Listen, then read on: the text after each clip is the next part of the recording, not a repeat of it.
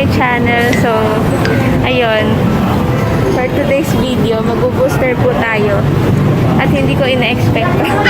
So, ngayon po, nasa pila pa lang po kami. Kasi wala masyadong tao. So, sabi ng tatay ko, magpa-booster na tayo.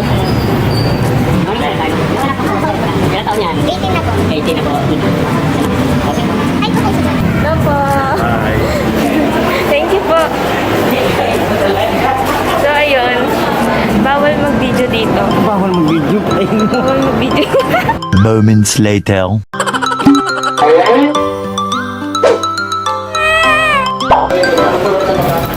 So, yun guys. Katatapos lang po namin. Ay, ako lang pala. Katatapos ko lang magpa-booster and masasabi ko lang, hindi siya masakit. Kasi biruin mo yun. Two times na akong nabakunahan. So, first dose ko pa lang to na booster. And ngayon, hindi ko talaga na-expect na magpapabaksin ako. Pero sige, para sa safety natin yon. Tapos ngayon, pupunta kami sa City Hall para magpa-register ako sa Comelec. And hindi ko sure kung makakapag-video pa ako kasi baka bawal. Pero ayun, try pa rin na. Okay, sa likod daw ng City Hall yung Comelec. Tapos ayun, sama ko si Papa. Hello! Hi! So, ayun nga guys. Kita nyo naman, di ba? Naka-long sleeve ako. Saan ka nakakita ng nagpapabakunan na naka-long sleeve? Tapos, tingin nyo ba? Meron ganun? Pero kung wala, sige, ako na lang. Tapos, yung init-init. Napaka-init, guys. Tapos, kanina, nagpunta kami dun sa BIR para kumuha ng TIN ID kasi kailangan yun para sa PLP enrollment ko. Tapos, akala ko pwede na. Tapos na-shock ako kasi kailangan pala ng barangay clearance. Sige, thank you. Please come again. So, yun guys, para sa mga first time kukuha ng Comelec, sabi daw, nandito na kayo sa part na to. Ayan. Tapos, bandang gitna, may food court. Tapos, kakaliwa tayo. Pero wala pa tayo doon.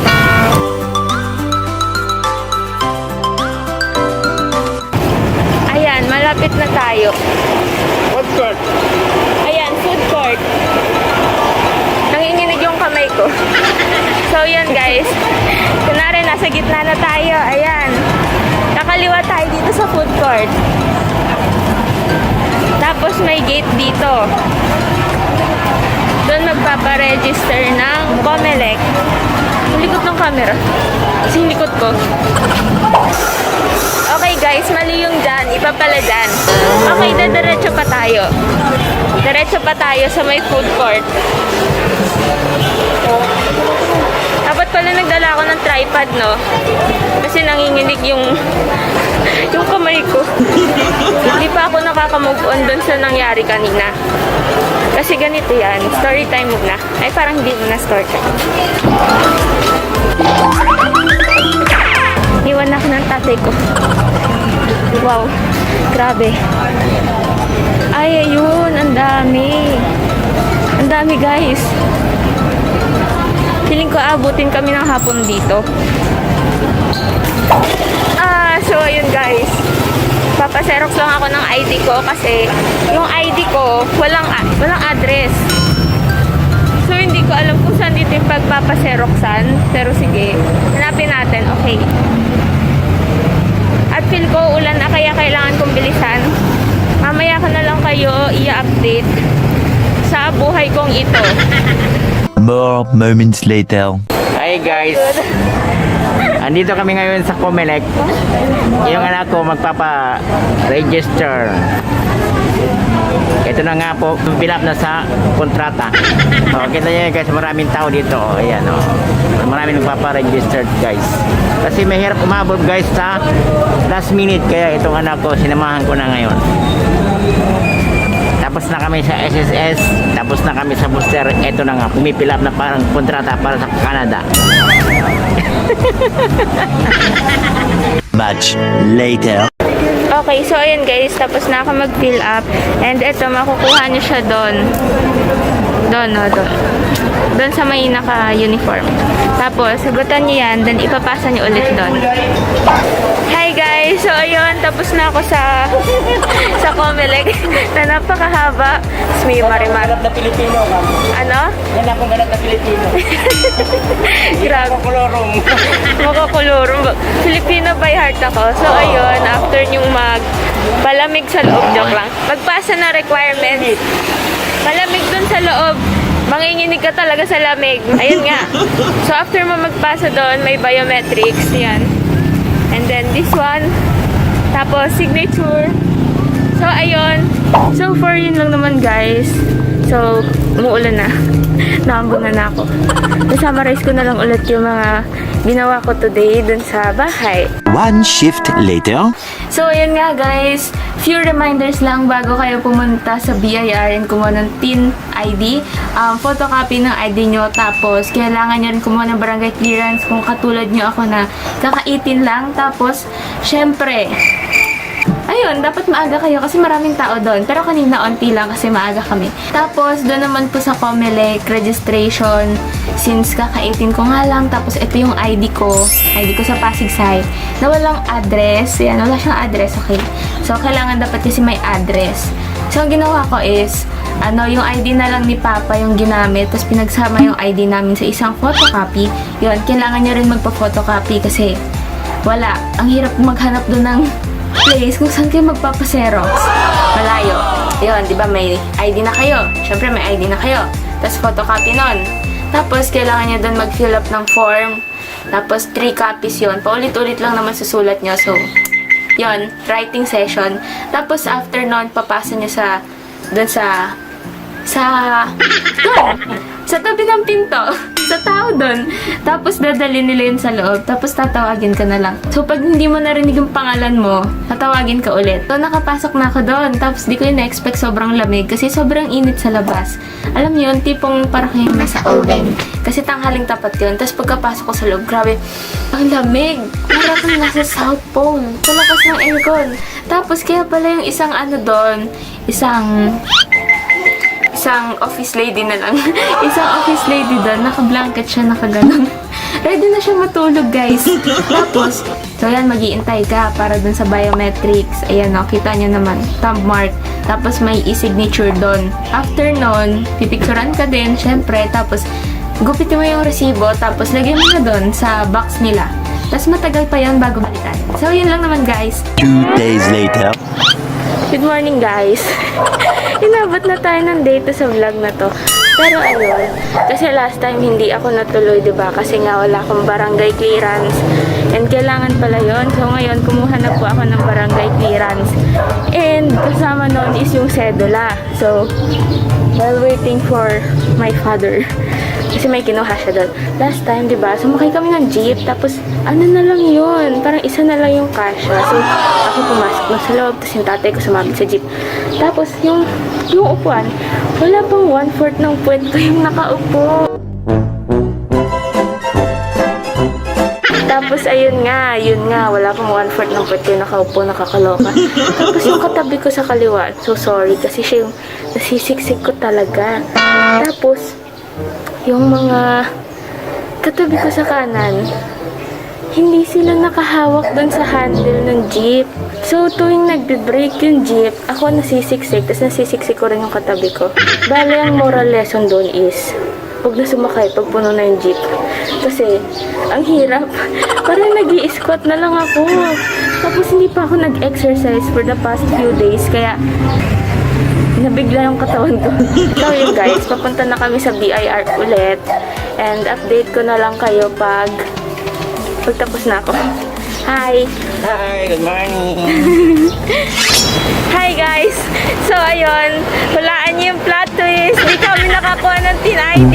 Hi guys, pupunta na kami sa KFC para kumain. Nakalagpas na kami sa KFC. So ayun nga, since student pa lang ako at hindi pa ako nag-work, hindi ko kailangan ng TIN ID. I mean, hindi ko pa raw kailangan yon. So, pinapunta ako sa PhilHealth para doon kumuha ng valid ID.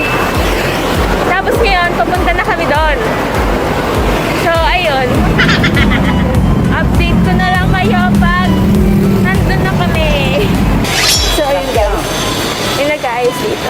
Shout out ayun. Andito na kayo sa Kitol Commons. Anong ginagawa natin dito? Siyempre, walking.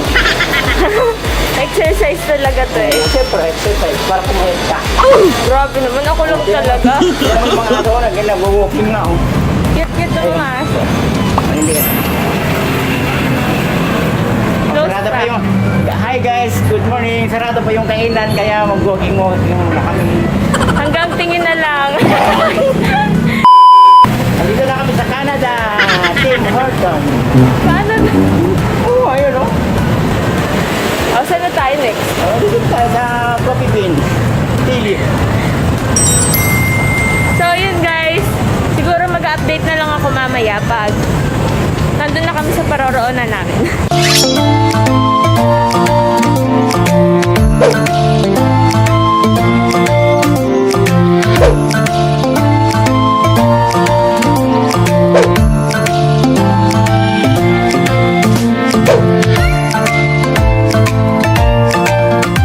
Hi guys! So ayun, alam ko super random ng vlog na to kung ano-ano yung mga nakakompile sa isang vlog na to.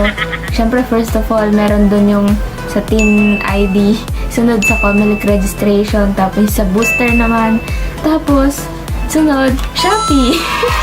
Ayun, kasi recently bumili ako ng charger para sa laptop ko kasi dati, alam niyo yun, parang ninatnat ng ipis yung charger ko, charger ng laptop ko.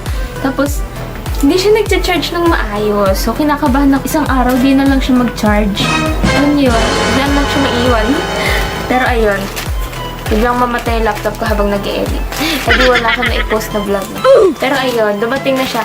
Alam niyo ba, lalagay ko na lang sa screen yung, yung shop kung saan ko to binili. Tapos, nung isang araw ko lang to binili, tapos kahapon sinip out. Then, ngayon dumating.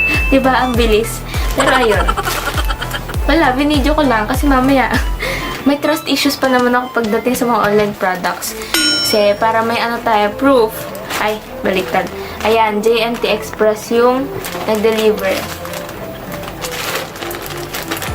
So, ayun, buksan na natin. Kasi gagamitin ko na siya. At currently, nag-edit ako ng vlog ngayon. Tapos, kaka-full charge lang ng laptop ko kanina, pero nabawasan siya. So, perfect time para gamitin to. Ayan, nakabubble wrap pa siya. Wow, protected. Nga pala guys, yung laptop ko pala is Lenovo S145. Yun. So, eto, nakita ko doon. Pwede naman ito gamitin sa laptop ko. Check natin kung pwede nga ba talaga siyang gamitin sa laptop ko. Yan, nakabubble wrap siya. Nakalagay siya dito. Yun, bubuksan lang natin. Tapos may bubble wrap pa siya sa loob ulit. Dito, may matanggal ng gunting. Ayan. Okay, ito na siya guys. Nalimutan ko yung specs ng charger na to, pero yung charger ko, katulad din siya dito. Actually, ito yun. Ito yung charger ko. Ayan. Ganyan siya kahaba. Tapos, ditong part, kita niyo naman, di ba? May mga electric tape.